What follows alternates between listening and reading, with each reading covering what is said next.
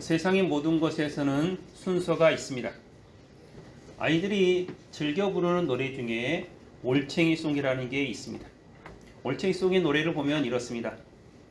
개울가에 올챙이 한 마리 꼬물꼬물 헤엄치다 뒷다리가 쏙 앞다리가 쏙 팔딱팔딱 개구리 됐네. 많은 아이들이 이 노래를 부릅니다. 이 노래를 부를 때 이것을 작곡한 사람이 그랬다고 합니다. 아무리 생각해봐도 올챙이가 개구리가 되는데 앞다리가 먼저 나오는지 뒷다리가 먼저 나오는지 헷갈렸답니다. 그래서 노래를 만들어서 부르면 뒷다리든 앞다리든 노래만 부르면 되겠다 싶어서 노래를 만들었는데 이 노래가 아이들에게 히트를 쳤다고 합니다. 그런데 노래를 불러도 앞다리가 먼저 나올 때 있고 뒷다리가 먼저 나올 때 있습니다. 그런데 올챙이가 여러분 뒷다리가 먼저 나오고 앞다리가 나오고 그 다음에 꼬리가 없어져야 개구리가 됩니다. 만약에 그 과정을 거꾸로 하면 앞다리가 나오고 뒷다리가 나오면 제대로 올챙이가 개구리가 될 수가 없습니다. 꼬리가 사라지고 다리들이 나오면 여전히 올챙이가 개구리가 될 수가 없습니다. 뒷다리가 나오고 헤엄을 쳐고 앞다리를 어느 정도 좀 잡을 수 있고 그리고 그 다음에 꼬리가 점점 사라지면서 물가로 나와서 개구리가 되는 것입니다. 이처럼 세상에는 다 질서가 있고 순서가 있습니다. 어떻게 가든지 서울만 가면 된다라는 식의 사람들이 많이 있습니다. 그러나 믿는 사람들은 하나님을 아는 사람들은 서울을 가더라도 정확하게 잘 가야 됩니다. 우리가 원하는 목적지를 가려면 그 목적지를 가는 그 길도 선한 길을 우리가 선택을 해야 합니다. 그래서 우리가 다른 사람들에게 책망받지 않는 그런 삶을 살아야 합니다. 여러분, 믿음에도 이 순서가 있습니다. 믿음에도 내가 다른 사람에게 복음을 전해야 되고 그 전한 것을 누군가는 듣습니다. 그 듣고 나서 그거에 대한 믿음이 생기는 것입니다. 로마서 10장 17절에서 말합니다. 그러므로 믿음은 들음에서 나며 들음은 그리스도의 말씀으로 말미암느니라 라고 말하고 있습니다. 우리가 하나님의 말씀을 들었기 때문에 성경 말씀을 누군가가 전해줘서 들었기 때문에 우리가 신앙생활을 하는 것이지 전혀 우리가 하나님을 알지도 못하는 상태에서 한 번도 듣지 못한 상태에서 신앙생활을 하는 것이 아닙니다. 나 혼자서 그냥 어느 날 갑자기 감동이 되어서 나 교회 가야겠다 해가지고 교회에 나와서 신앙생활하는 것이 아니라는 것입니다. 내 주변에 누군가가 우리에게 복음을 전했고 그 복음의 씨앗이 땅에서 썩고 또 썩고 또 썩고 그 시간이 많이 지난 다음에 그 싹이 나와서 우리가 지금 이 자리에 앉아 있는 것입니다. 이렇게 싹이 나왔다면 이제는 그 싹으로 끝나는 것이 아니라 우리가 성장을 해야 합니다. 그리스도의 장성한 분량까지 우리가 믿음이 성장을 해야 되는데 성장하는 것도 다 순서가 있고 단계가 있는 것입니다. 처음부터 열매를 따먹으려고 하면 그 나무는 죽어버립니다. 여러분도 아시다시피 여러분 이른 봄에 고추 모종을 심습니다. 고추 모종을 심으면 어떻습니까? 거기에서 아직 어린 고추 모종에서도 고추 열매가 나옵니다. 그 고추 열매가 좋다고 그래 이놈 키워서 내가 먹어야지 그러면 어떻게 됩니까? 고추 나무가 제대로 역할을 못합니다. 처음에는 아깝지만 그 고추를 다 따내야만이 그 나무가 튼튼하게 자라고 그 후로도 수확을 잘 할 수가 있습니다. 여러분 우리가 신앙이 성장하는데도 이렇게 순서가 다 있는 것입니다. 신앙이 성장하는데 가장 중요한 것은 다른 것이 아니라 성령님의 임재입니다. 예수 그리스도를 내가 받아들이고 내가 예수 그리스도를 나의 구주로 받아들이고 그걸로 끝이 난다면 신앙의 성장이 될 수가 없습니다. 성령님이 내 안에 들어와서 성령님께서 나를 움직이셔야 우리의 신앙이 성장을 할 수가 있습니다. 우리의 신앙은 성령님의 역사 없이는 결코 완벽하게 될 수가 없습니다. 오늘 본문에서 바울은 성령을 알지 못하던 에베소 교회의 성령을 소개하고 있습니다. 그들에게 예수님의 이름으로 세례를 베풀고 또한 그 결과 그들에게 안수하고 기도하니 저들이 성령 충만하게 되었습니다. 저들이 방언도 하고 애언도 하게 되었다라고 말을 하고 있습니다. 오늘 본문을 통해서 성령 충만함으로 여러분의 신앙이 더욱 성장하는 귀한 계기가 되기를 바랍니다. 아멘. 아볼로가 고린도 교회에 있을 때 바울이 에베소 교회를 둘러보고 있다라고 말하고 있습니다. 1절과 2절에 보면 기록합니다. 아볼로가 고린도에 있을 때 바울이 윗지방으로 다녀 에베소에 와서 어떤 제자들을 만나 이르되 너희가 믿을 때 성령을 받았느냐? 이르되 아니라 우리는 성령의 계심도 듣지 못하였노라 라고 기록하고 있습니다.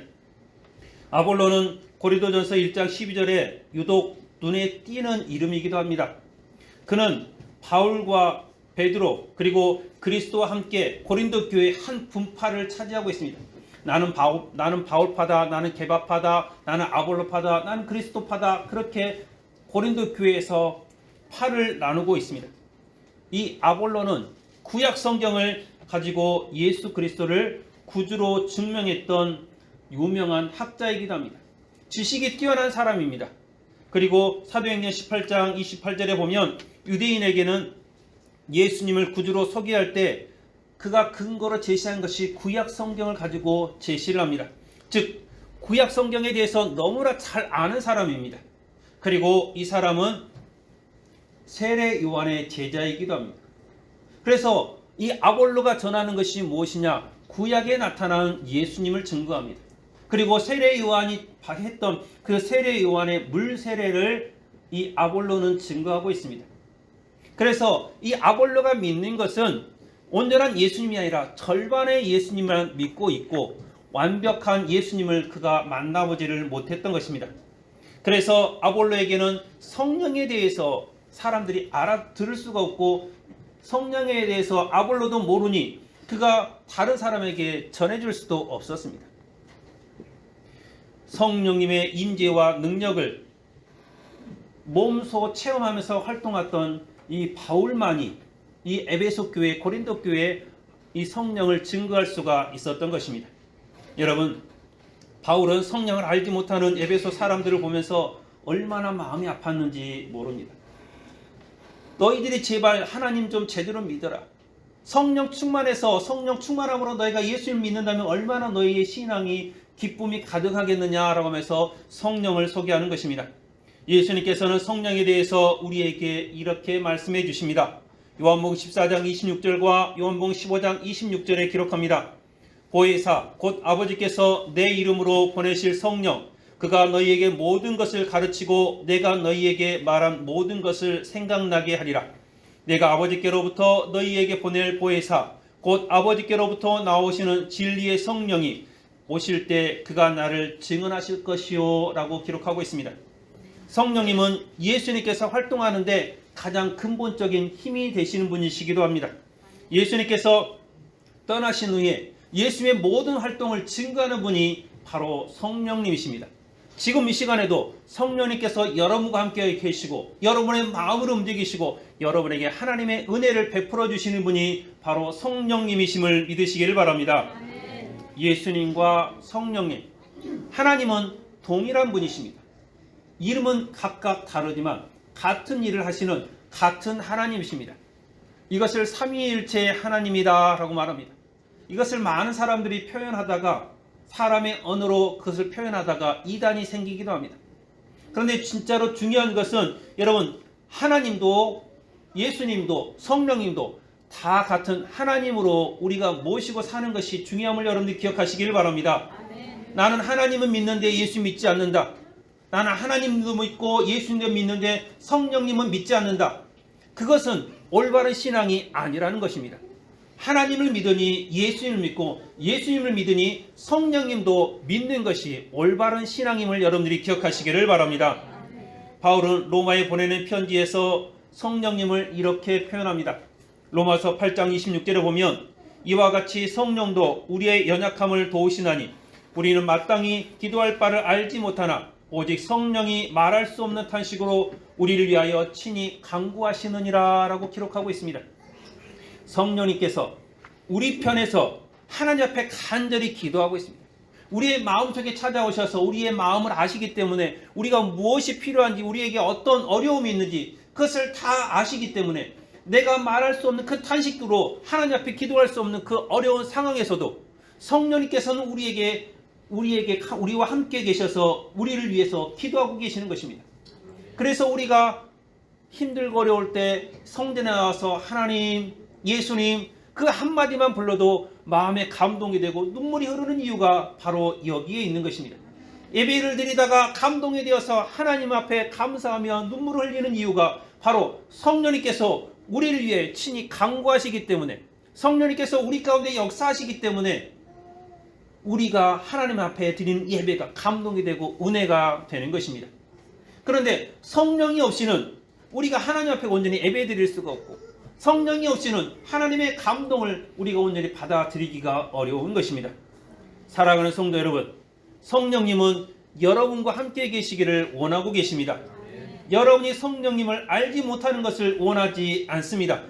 바울이 에베소 교회를 보면서 성령을 알지 못하는 그 모습을 보면서 안타까워서 내가 너희에게 성령을 소개하겠노라 하면서 예수 그리스도의 이름으로 세례를 베풀고 안수해서 저들이 성령 충만하게 했습니다. 사랑하는 성도 여러분, 여러분들이 내가 예수님을 모시고 성령 충만하기를 바라는 그 마음만 있으면 하나님께서 이 시간 올해 여러분 가운데 성령 충만함으로 하나님께서 역사하실 줄로 믿으시기를 바랍니다. 앞을 보지 못하는 사람들이 코끼리를 만지면 각자 자기 주장만 합니다. 귀를 만지는 사람은 커다란 부채가 있다. 코를 만지는 사람은 이게 큰 호수가 있다.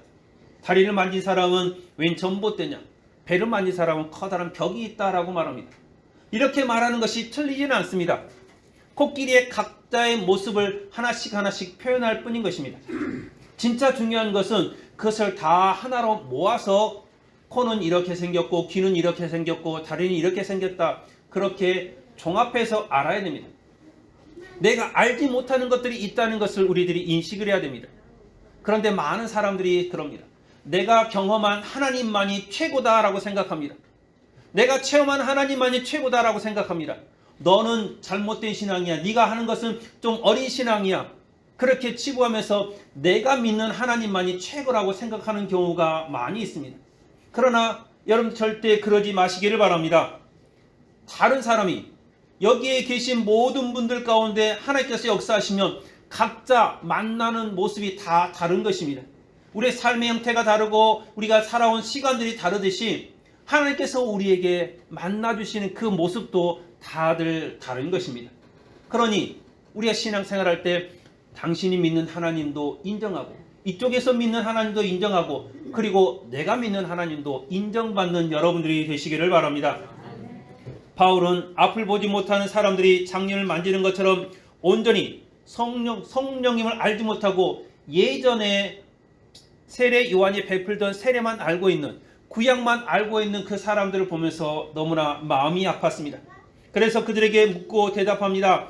3절부터 5절에 보면 기록합니다. 바울이 이르되 그러면 너희가 무슨 세례를 받았느냐? 대답하되 요한의 세례니라. 바울이 이르되 요한이 회개의 세례를 베풀며 백성에게 말하되 내 뒤에 오시는 이를 믿으라 하였으니 이는 곧 예수라거늘 그들이 듣고 주 예수 이름으로 세례를 받으니라고 기록하고 있습니다. 세례를 아느냐 하니까 세례 요한의 세례만 알고 있습니다. 예수님께서 베푸신 세례는 모릅니다. 성령님께서 역사하셨던 오순절 마가의 다락방에 임했던 그 성령의 세례는 모르고 있습니다. 여러분, 아볼로가 딱 알고 있는 것이 세례 요한의 세례까지니 딱 거기까지만 알려주는 것입니다. 요즘 하는 말로 업그레이드가 되지 않습니다. 옛날 핸드폰 가지고 있습니다. 이 커다란 이런 핸드폰 가지고 있으면서 이건 예전에 이 핸드폰이 제일로 좋았어. 애니콜 집 하면 걸려지는 이 핸드폰이 제일 좋았어 하면서 그 핸드폰만 가지고 있습니다. 그러면서 요즘 스마트폰 쓰는 사람들한테 말합니다. 야, 그거는 별로야. 이거 내가 말만 하면 다 걸리는 이 핸드폰이 최고야. 이 핸드폰으로 너도 바꿔. 그런 사람들이 얼마나 많은지 모릅니다. 예전에 가지고 아직 업그레이드도 되지 않고 예전의 것만 가지고 계속해서 그게 좋았다, 옛날에 좋았다, 그렇게 해야 된다라고 말하는 사람들이 얼마나 많은지 모릅니다. 일반 생활도 그렇고 신앙생활도 옛날 것이 좋았다라고 하는 사람들이 많이 있습니다. 여러분 한번 생각을 해보시길 바랍니다. 여러분들이 예전에 농사 짓던 때를 생각해 보시길 바랍니다. 등짐지고 배밭에 가서 야가던 시대, 여러분 짝도 그걸로 해서 야가던 시대, 그보다 좀 더 해서 경계에다가 여러분 기계 달아가고 야가던 시대, 만약에 지금이라도 여러분 경계에다가 그 약기 달아서 배밭에 야가라고 그러면 약할 사람이 없을 것입니다. 지금은 다 SS기로 다 약을 합니다. 그렇듯이 하나하나씩 기술이 좋아하면서 점점 좋아지면서 업그레이드가 돼야 되는데 우리의 신앙은 예전 그대로 있습니다. 예전에 내가 예수님을 영접했을 때 처음 꽃신앙이었을 때 그거 그대로 있습니다. 성장을 해야 되고 예수님을 믿고 성령님이 내 안에 들어오셔서 내 안에 기쁨이 가득해야 되고 성령 충만함으로 살아야 되는데 성령 충만이 무엇인지 내 안에 기쁨이 무엇인지 별로 신경도 안 쓰고 그냥 교회에 왔다 가고 하면 여러분 신앙이 어떻게 성장이 되겠습니까? 우리의 신앙도 업그레이드가 되어야 하는 것입니다. 아멘. 여러분 우리가 옛날 것만 찾는 것이 아니라 더 새로운 것 업그레이드 되는 신앙을 여러분들이 소유하시기를 바랍니다. 아멘. 여러분 그렇다면 요한이 먼저 전했던 것이 무엇입니까? 예전 것을 먼저 알아야 새롭게 우리가 바뀔 거 아니겠습니까? 마태복음 3장 1절에 3절에 보면 기록합니다. 그때 세례 요한이 이르러 유대 광야에서 전파하여 말하되 회개하라 천국이 가까이 왔느니라 하였으니 이는 선지자 이사야를 통하여 말씀하신 자라. 일렀을 때 광야에 외치는 자의 소리가 있어 너희는 주의 길을 준비하라 그가 오실 길을 곧게 하라 하였느니라 라고 기록하고 있습니다. 세례 요한이 하는 일이 무엇이냐? 회개하라 천국이 가까이 왔느니라 그것을 선포하면서 예수님께서 오실 길을 예비하는 것이 세례 요한의 길입니다. 세례 요한이 했던 것은 다른 것이 아닙니다. 너희가 회개하라라고 했고 예수님께서 오실 때 예수님께서 그 땅에서 오실 때 예수님이 영접할 만한 준비를 해놓는 것이 세례 요한의 일이었습니다. 그럼 여러분 세례 요한이 이제는 예수님께서 오셨으니 세례 요한을 믿던 사람이 누구를 믿어야겠습니까? 예수님을 믿어야 됩니다. 세례 요한이 회개하라 천국이 가까이 왔느니라 했던 그 고백은 예수님께서 가까이 왔으니 너희도 이제는 예수님을 믿을 준비를 하라라고 말하고 있는 것입니다. 그런데 사람들은 세례 요한의 세례가 최고다라고 생각합니다. 다른 것은 없다라고 생각합니다. 에베소 교회도 마찬가지였습니다. 알지 못하니 세례 요한의 세례만 생각하고 있습니다. 그러나 예수님께서 이 땅에 오셔서 예수님께서 우리 가운데 하나님의 능력을 하나님의 구원의 길을 선포해 준 줄로 믿으시길 바랍니다. 아멘. 세례 요한은 요한복음 1장 33절에서 말합니다. 나도 그를 알지 못하였으나 나를 보내어 물로 세례를 베풀라 하신 이가 나에게 말씀하시되 성령이 내려서 누구 위에든지 머무는 것을 보거든 그가 성령으로 세례를 베푸는 이인 줄 알라라고 기록하고 있습니다. 세례 요한은 알고 있습니다. 나는 물로 세례를 베푸는 사람이고 나는 다른 사람들이 보기에 그냥 물로 세례를 베푸는 보기 좋은 사람이고 내 뒤에 오시는 예수님께서는 성령으로 세례를 베풀 뿐이라는 것을 알고 있습니다. 물로 세례를 받고 우리의 몸이 깨끗해졌다면 이제는 성령으로 세례를 받고 우리의 영혼이 깨끗해져서 하나님의 나라에 들어갈 준비가 되는 것입니다. 사랑하는 성도 여러분, 세례 요한도 알고 있습니다. 자기가 베푸는 세례와 예수님께서 베푸는 세례가 다르다는 것을 알고 있습니다. 바울 선생님도 알고 있었던 것입니다. 그래서 예수 그리스도 이름으로 세례를 베풀고 그들에게 안수해서 성령 충만케 하신 것입니다. 사랑하는 성도 여러분, 옛날 것 그것이 좋았다라고 하지 마시고 날로 새로워지는 여러분들이 되시기를 바랍니다. 아멘. 예수님도 세례 요한같이 선포합니다. 마태복음 4장 17절에 이때부터 예수께서 비로소 전파에 이르시되 회개하라 천국이 가까이 왔느니라 라고 말하고 있습니다. 세례 요한이 말하는 회개하라 천국이 가까이 왔느니라와 예수님께서 말씀하시는 회개하라 천국이 가까이 왔느니라 이것은 다른 의미가 있는 것입니다. 예수님께서 가까이 왔으니 너희가 회개해서 예수님을 영접하라는 것입니다. 예수님께서 말씀하시는 회개하라 천국이 가까이 왔느니라는, 이제는 너희가 나를 믿고 하나님 나라에 들어갈 준비를 하라는 것입니다. 여러분, 성령이 그 모든 것을 주관함을 여러분들이 기억하시기를 바랍니다. 성령을 따라서 세례 요한이 예수님께 세례를 베풀었고, 세례를 받은 예수님께서는 성령을 따라서 광야로 나가셨습니다. 예수님께서 이 땅에서 활동하는 모든 시간 동안 예수님께서는 성령님과 함께 하셨음을 여러분들이 기억하시기를 바랍니다. 예수님께서 마지막에 제자들에게 말씀하십니다. 마태복음 28장 19절과 20절에 보면, 그러므로 너희는 가서 모든 민족을 제자로 삼아 아버지와 아들과 성령의 이름으로 세례를 베풀고 내가 너희에게 분부한 모든 것을 가르쳐 지키게 하라. 볼지어다 내가 세상 끝날까지 너희와 항상 함께 있으리라 라고 기록하고 있습니다. 아버지와 아들과 성령의 이름으로 세례를 베풀라 라고 말하고 있습니다. 세례 요한이 알고 있던 아버지의 이름이 아닙니다. 예수님께서 활동하던 예수님의 이름이 아닙니다. 아버지와 아들과 성령의 이름으로 세례를 베풀고 그 안에 충만함으로 하나님의 나라를 이어가라고 말을 하고 있습니다. 사랑하는 성도 여러분, 우리들의 신앙은 날로 날로 새로워져야 되고 업그레이드가 되어야 됩니다. 예전에 좋았던 것, 예전에 내가 했던 것, 그것이 아니라 날로 날로 새로운 신앙을 여러분들이 소유하시기를 바랍니다. 바울이 이제는 에베소 교회의 안수에서 저들이 성령 충만케 하는 것을 볼 수 있습니다. 6절과 7절에 보면 바울이 그들에게 안수하며 성령이 그들에게 임하심으로 방언도 하고 예언도 하니 모두 12사람쯤 되니라 라고 기록하고 있습니다. 예수님의 이름으로 세례를 베푼 다음에 기도하니 그들에게 성령님이 임하신 것입니다.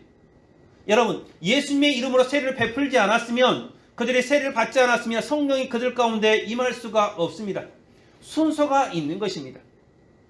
그들에게 세례를 알게 하셨고 예수님을 알게 하셨고 그 다음에 예수님의 이름으로 세례를 받으니 성령 충만하게 되는 것입니다. 처음부터 성령 충만한 것이 아닙니다.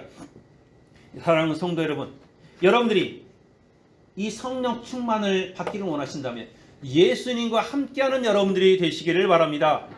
예수님의 말씀을, 예수님의 음성을 여러분들이 듣는 여러분들이 되시기를 바랍니다.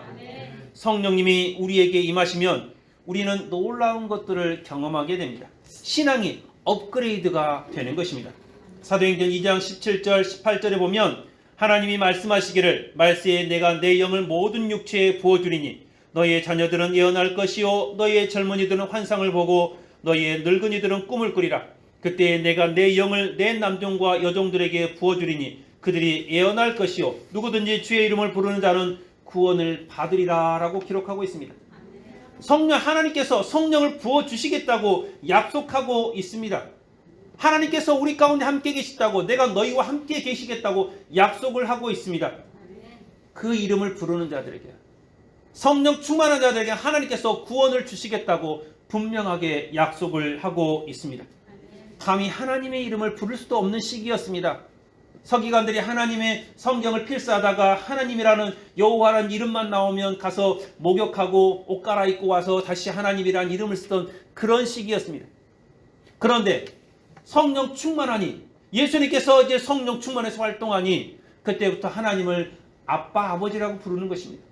또한 그 제자들도 하나님을 아버지라고 부를 수가 있는 구원받은 자들이 되었음을 여러분들이 기억하시기를 바랍니다.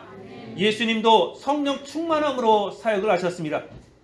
누가복음 4장 18절과 19절에 보면 주의 성령이 내게 임하셨으니 이는 가난한 자에게 복음을 전하게 하시려고 내게 기름을 부으시고 나를 보내사 포로된 자에게 자유를, 눈먼 자에게 다시 보기함을 전파하며 눌린 자를 자유롭게 하고 주의 은혜를 전파하게 하려 하심이라 하였더라 라고 기록하고 있습니다. 성령이 내게 임하셨으니 라고 말하고 있습니다. 광야로 갔을 때도 성령님께서 함께 하셨습니다. 사역할 때도 성령님께서 함께 하셨습니다. 예수님께서 십자가 골고다의 길을 걸어갈 때도 성령님께서 그 가운데 함께 하셨습니다. 예수님의 모든 사역에는 성령님께서 함께 하셨고 성령님의 능력이 나타난 것들을 볼 수가 있습니다. 사랑하는 성도 여러분, 2024년이 시작이 된 지 벌써 7일째가 되었습니다. 작심 3일을 했으면 벌써 마음을 2번을 먹고 실패를 2번을 할 시기입니다. 여러분, 작심 3일이라도 좋습니다. 3일에 한 번씩 여러분의 마음을 먹으면 되는 것입니다. 성령 충만한 삶을 살아야겠다. 하나님과 함께하는 삶을 살아야겠다. 매일매일 다짐하는 여러분들이 되시기를 바랍니다. 사도행전 22장 38절에 40절에 기록합니다. 베드로가 이르되 너희가 회개하여 각각 예수 그리스도의 이름으로 세례를 받고 죄 사함을 받으라. 그리하면 성령의 선물을 받으리니 이 약속은 너희와 너희 자녀와 모든 먼데 사람 곧 우리 주 하나님이 얼마든지 부르시는 자들에게 하신 것이라 하고 또 여러 말로 확증하며 권하여 이르되 너희가 이 패역한 세대에서 구원을 받으라 라고 기록하고 있습니다. 여러분, 우리가 회개하여 예수님의 이름으로 세례를 받고 죄사함을 받으면 성령 충만함을 받을 수가 있음을 기억하시기를 바랍니다. 그냥 성령 충만 받는 것이 아닙니다. 예수님과 함께하고 예수님을 내 마음에 모시고 내 죄를 회개할 때 하나님께서 우리 가운데 함께 하셔서 성령 충만케 됨을 여러분들이 믿으시기를 바랍니다. 사랑하는 성도 여러분, 이제 2024년 올 한 해 여러분들이 무엇을 계획하면서 무엇을 위해서 살아가십니까? 올 한 해는 여러분들이 성령 충만한 한 해가 되시기를 바랍니다. 성령님이 가득한 여러분들이 되시기를 바랍니다. 성령을 추구하고 성령님의 은혜 가운데 거하시는 여러분들이 되시기를 바랍니다. 성령님께서 함께 하셔서 여러분의 삶이 온전히 형통하고 온전히 더 풍성한 2024년이 되시기를 주님의 이름으로 축원합니다. 기도하겠습니다.